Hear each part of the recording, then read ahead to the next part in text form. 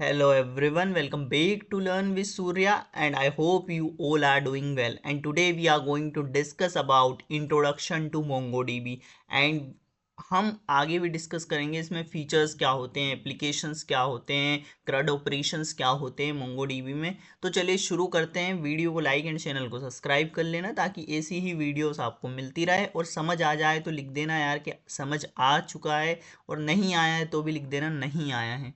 MongoDB is a NoSQL document-oriented database. It is used to store and manage large unstructured और semi-structured data. तो यार जो MongoDB होता है ये एक NoSQL डेटाबेस होता है, मतलब ये ट्रेडिशनल SQL जैसे रोज और टेबल्स का यूज़ नहीं करता है। ये जो है डॉक्यूमेंट ओरिएंटेड होता है। इसका मतलब डेटा को डॉक्यूमेंट्स में स्टोर करता है। ये फास्ट, स्केलेबल, फ्लेक्सिबल होता है और बड़े डेटा वॉल्यूम्स को इजीली हैंडल कर सकता है। यानी कि बिग डेटा और मॉडर्न वेब एप्स में इसका यूज़ इसलिए ही होता है क्योंकि ये अनस्ट्रक्चर्ड जैसे टेक्स्ट, इमेज, जेसन या सेमी स्ट्रक्चर्ड डेटा को इफ़िशिएंटली मैनेज कर लेता है। ओके, सो यहाँ पर a simple MongoDB document structure. तो हम कैसे डेटा स्टोर करते हैं, इस तरीके से हम ये जो स्ट्रक्चर है इस तरीके से हम स्ट्रक्चर क्रिएट करते हैं।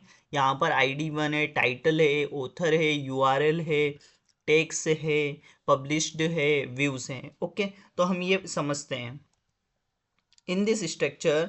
तो यहाँ पे क्या है, हमारा आईडी जो है unique identifier for the document, जो ये हर डॉक्यूमेंट का यूनिक आईडी होता है, जैसे एक identity card number. Okay, title, author, URL, basic field storing strings, यानी कि ये जो है बेसिक टेक्स्ट फील्ड है, स्ट्रिंग में स्टोर होते हैं ये। Okay, tags an array of string. अब टेक्स का मतलब ये एक एरे होता है, यानी कि मल्टीपल वैल्यू एक साथ हम इसमें रख सकते हैं, जैसे NoSQL डेटाबेस और ट्यूटोरियल ऐसे।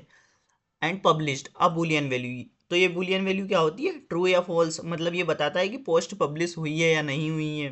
Views a number represent views और काउंट्स। तो ये नंबर है, ये हमें क्या बताता है, काउंट ट्रैक करने के लिए होता है। ओके, अब फीचर्स की बात कर लेते हैं। फीचर्स क्या होते हैं MongoDB में।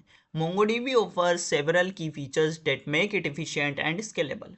सो पहला होता है हमारा डॉक्यूमेंट ओरिएंटेड। अब stores all related data together in a single flexible document rather than multiple tables. तो यार डॉक्यूमेंट ओरिएंटेड मतलब MongoDB में है ना, जो डेटा होता है वो टेबल्स और रोज के बजाय डॉक्यूमेंट में स्टोर होता है, यानी कि हर डॉक्यूमेंट रिलेटेड डेटा को एक साथ रखता है, मतलब एक जगह सब इंफॉर्मेशन यहाँ पर मिल जाती है। ओके, जैसे एग्जांपल मैं बताता हूँ आपको। एक ब्लॉग पोस्ट का डॉक्यूमेंट में टाइटल है, ऑथर है, टेक्स्ट है, व्यूज है, ये सब एक ही जगह पर यहाँ पर है। तो यही होता है हमारा document oriented. Indexing enable fast queries bye avoiding full collection scans, crucial for handling large data efficiently. So indexing जो होती है उससे क्वेरीज जो है बहुत फास्ट हो जाती है, क्योंकि MongoDB को पूरे कलेक्शंस में सर्च नहीं करना पड़ता है। ये लार्ज डेटा के लिए भी इम्पोर्टेंट होता है, अदरवाइज सर्च स्लो हो जाता है। ओके, अब एक एग्जांपल मैं बताता हूँ। अगर 1 मिलियन पोस्ट में एक टाइटल सर्च करना हो, सो इंडेक्स से वो इंस्टेंट मिल जाता है।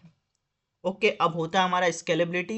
It uses sharding to distribute data across multiple servers, easily add new machines to expand.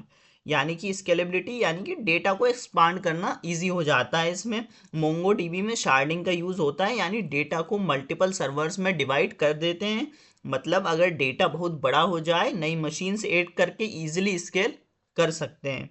सो ये बिग डेटा और हाई ट्रैफिक एप्स के लिए परफेक्ट होता है। फोर्थ होता है हमारा replication and high availability. Store multiple data copies on different servers for redundancy and fault tolerance. So replication में क्या होता है कि MongoDB में जो डेटा की मल्टीपल कॉपीज है वो अलग अलग सर्वर्स पर स्टोर होती है। ये जो है फॉल्ट टॉलरेंस और हाई अवेलेबिलिटी के लिए होता है। Okay, aggregation process and summarize data like SQL group by using operations such as sum, average, min and max. So aggregation का मतलब यानी कि डेटा समराइज करना। एग्रीगेशन का मतलब है कि डेटा को प्रोसेस और समराइज करना। जैसे SQL में हम ग्रुप बाय होता है, तो MongoDB में सम, एवरेज, मिन, मैक्स जैसे ऑपरेशन हम यूज़ कर सकते हैं।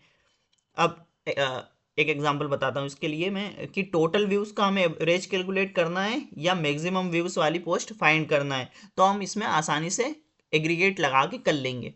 ओके, तो यही फीचर्स होते हैं। अब एप्लीकेशंस क्या होते हैं मोंगोडीबी में?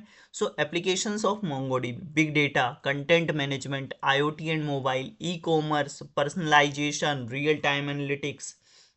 सो ये सब एप्लीकेशंस होते हैं। Platform like e commerce site use MongoDB to store product catalogue, user profiles and order histories. So ये सब जो होते हैं हमारे जैसे ई कॉमर्स या सोशल मीडिया प्लेटफॉर्म से में मोंगोडीबी का यूज़ होता है। ये जो product catalogue, user profiles, order history, इन सबको कौन स्टोर करता है? मोंगोडीबी स्टोर करता है।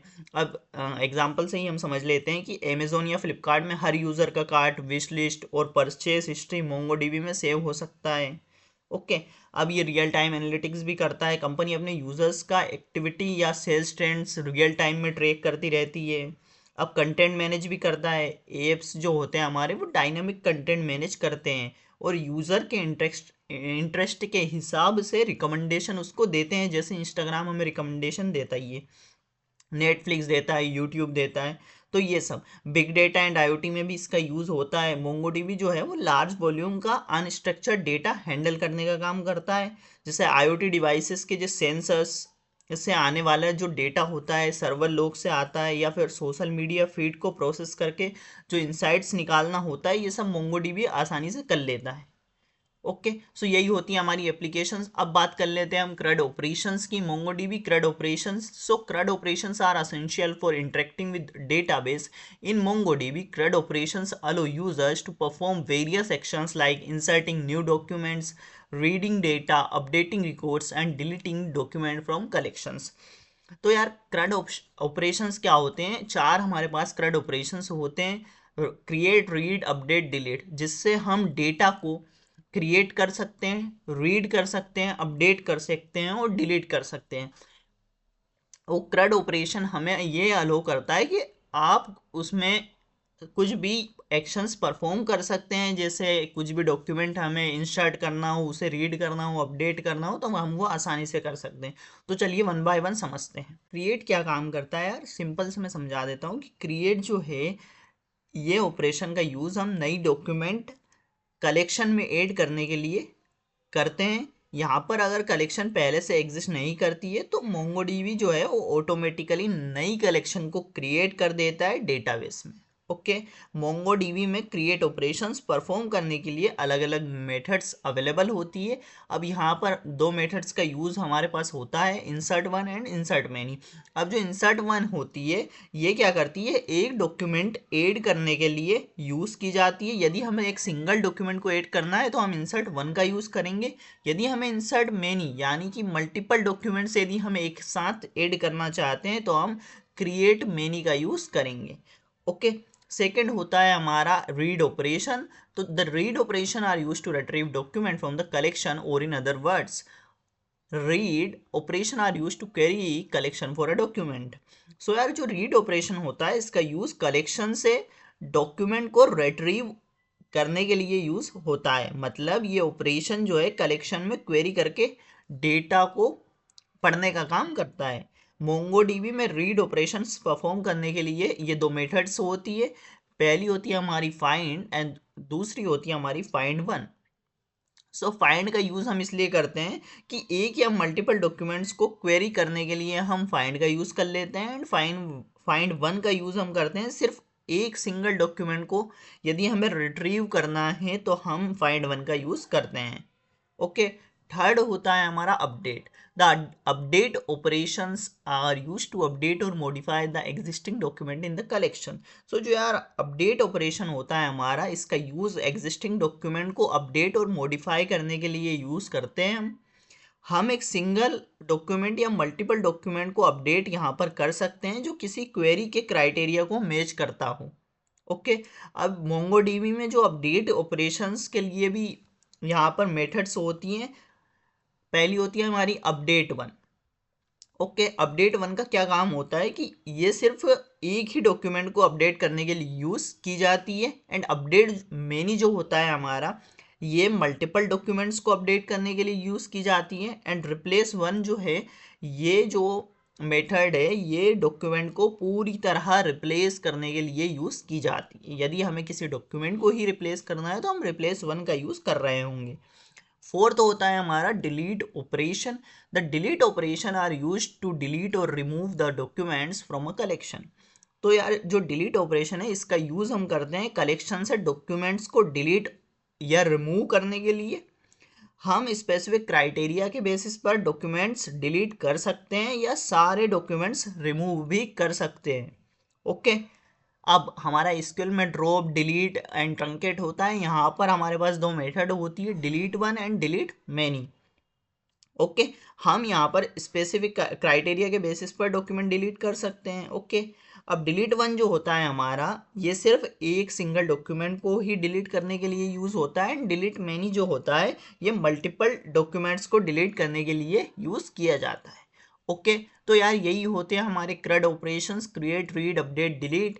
तो आशा करता हूँ कि समझ आई होगी, एप्लीकेशंस आपको समझ आए होंगे, फीचर्स आपको समझ आए होंगे और मोंगोडीबी क्या होता है ये भी आपको समझ आया होगा। तो आशा करता हूँ कि वीडियो आपको पूरी तरीके से समझ आई होगी और यहाँ तक यदि आप आ चुके हो तो वीडियो को लाइक एंड चैनल को सब्सक्राइब कर लेना ताकि ऐसी ही वीडियोस आपको मिलती रहेंगी।